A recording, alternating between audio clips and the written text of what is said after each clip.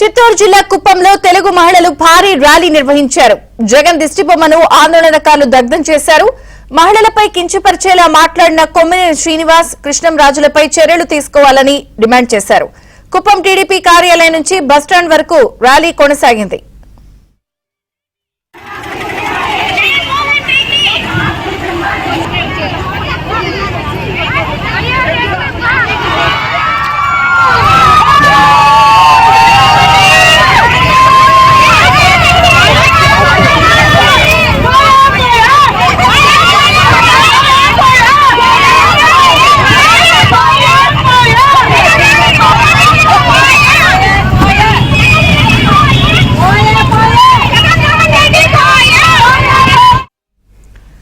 చిత్తూరు జిల్లా కుప్పంలో తెలుగు మహిళలు భారీ ర్యాలీ నిర్వహించారు.